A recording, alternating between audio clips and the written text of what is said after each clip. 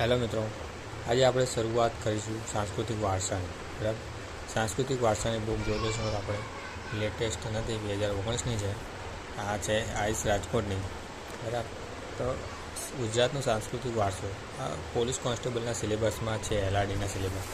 તો એના સિલેબસમાં જો તમે નવી બુક ના લાવ્યા હોય અને જૂની બુક જ હોય તમારી પાસે, તો તમારે ટૉપિક કવર થાય છે કે નહીં એના માટે એક માહિતીનો વિડીયો બનાવી રહ્યો છું.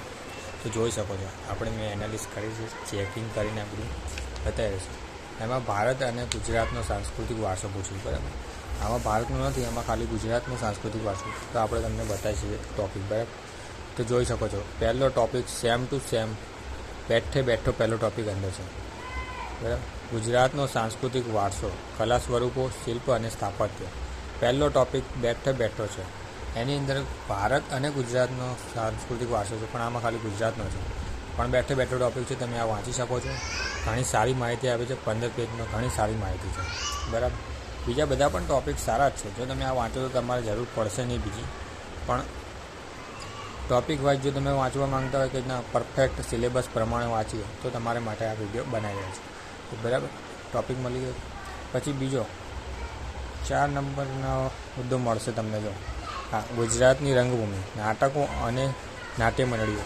બેઠો ટૉપિક છે, બેઠો ટૉપિક છે. એ આ સેમ ટુ સેમ ટૉપિક તમે કહી શકો, એટલે તમે આ વાંચી શકો. તમારે બીજી કોઈ જગ્યાએ ગોતવા જવા જરૂર ના પડે. જો તમે નવી બુક હજી સુધી લાવ્યા ના હોય તો તમે આ બુક રેફર કરી શકો છો, તમારી પાસે પડી હોય તો. બાકી તમે નવી લેટેસ્ટ લઈ શકો. હા, 5 નંબરનો મુદ્દો પણ એકદમ એક્ઝેક્ટ. આદિવાસી જનજીવન, તહેવારો, મેળા, પોશાક, ધાર્મિક વિધિઓ. બેઠા ટૉપિક આપેલા છે. બરાબર, એટલે તમે વાંચી શકો છો. આ 7 નંબરનો ટૉપિક છે, ગુજરાતના તીર્થસ્થળો અને પર્યટન સ્થળો. બરાબર, તો આમાં ઘણા બધા એવા મુદ્દાઓ છે જે સિંગલ છે, આમાં અલગ પડે છે. એમાં અમુક મુદ્દાઓ જે એ ટૉપિકમાં આપેલા છે એ મુદ્દા આમાં નથી, પણ એ સિંગલ જોઈ શકે છે. આપણે સિંગલ જોઈ શકીએ. જો ગુજરાતની સંગીત અને તેનું મહત્ત્વ આપેલું છે, તો આપણે લખેલું છે. બરાબર, એ મુદ્દો છે અંદર, પણ આ એક લાઇનમાં છે, પણ અલગથી આપેલો છે. આમાં અલગ છે, એટલે તમે આ વાંચી શકો છો. બરાબર, બીજું છે આ જો ગુજરાતના જીવન પરંપરા, ખાણીપીણી, પોશાક અને પરંપરાઓ. આ મુદ્દો છે આની અંદર, પણ એની અંદર થોડો એક લાઇનમાં આપેલો છે, એટલે તમે એમ વિચારો કે આ અલગ ટૉપિક છે. ના, અલગ નથી, એક જ ટૉપિક છે, પણ એ એક લાઇનમાં આપેલો છે, એટલે આપણને એવું લાગે છે કે એ ભેગો છે. ના, પણ એ તમે અલગ પણ વાંચી શકો છો, જેથી તમારે માહિતી પૂરી પડી શકે.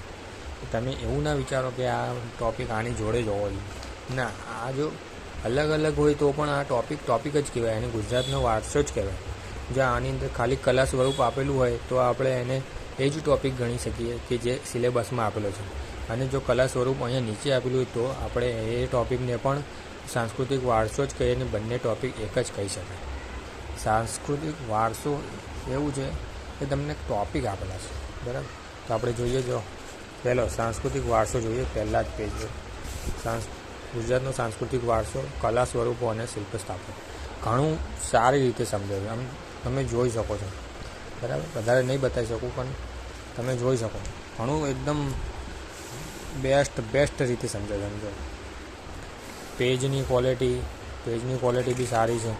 ચિત્ર દ્વારા સમજાવ્યું છે, અલગથી અહીંયા બધું ટેબલ વાઇઝ સમજાવ્યું છે, અહીંયા ફેક્ટ તરીકે સમજાવ્યું છે. ઘણું સારી રીતે સમજાવ્યું છે. એવું નથી કે હું તમને રેફર કરું, પણ આમ મને એવું લાગ્યું કે તમને બતાવવા જોઈએ. બધું સારી રીતે સમજાય, ટેબલ દ્વારા અલગ આમ બધું ચિત્ર દ્વારા તમને ખ્યાલ આવે કે ના આ મંદિર કેવું છે. જોઈ શકો છો, અક્ષરધામ મંદિર ગાંધીનગર. તમે જોઈ શકો કે બેસ્ટ રીતે આમ બધું તમને ચિત્ર દ્વારા સમજાવેલું તો તમને ખબર પડે. ઘણી સારી રીતે સમજાવ્યું છે અને ચિત્ર દ્વારા સમજાવ્યું છે. એટલે હું તમને એમ તો નહીં કહી શકું કે તમે આ બુક પરચેસ કરો ને તમે વાંચો, એવું તો નહીં કહી શકું, પણ આમ મને ગમ્યું અને મને માહિતી ગમી એટલા માટે તમને બતાવી રહ્યો છું. જોઈ શકો છો, તમે એકદમ ડિટેલમાં સમજાયેલું છે. બરાબર, જોઈ શકો.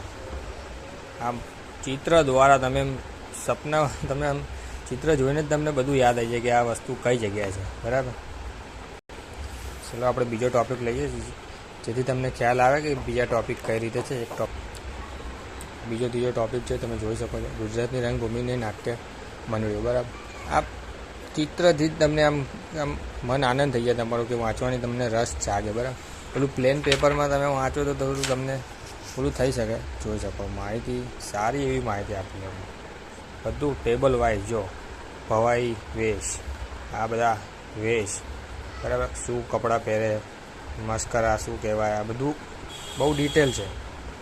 બરાબર, એટલે તમે આ જો તમારી પાસે બુક પહેલાંથી પડી હોય, તમે લઈને રાખી હોય, તો તમે આ ઉપયોગ કરી શકો છો. બરાબર, તો આપણે વધારે ના બતાવી શકીએ. તો જો તમે બુક તમારી પાસે પડી હોય ને તમે નવી લાવવા ના માંગતા હોય, તો તમે આ ટૉપિક વાંચી શકો. અને જે અલગ અલગ ટૉપિક આપેલા છે, જેમ કે સાહિત્ય છે અને શિલ્પ, નૃત્ય બી આમાં આવી જ ગયું છે. ગુજરાતના લોકનૃત્ય એ તમે અલગથી કરો તો વાંધો નહીં, એ અંદર સિલેબસની અંદર સેટ થઈ જ જાય છે.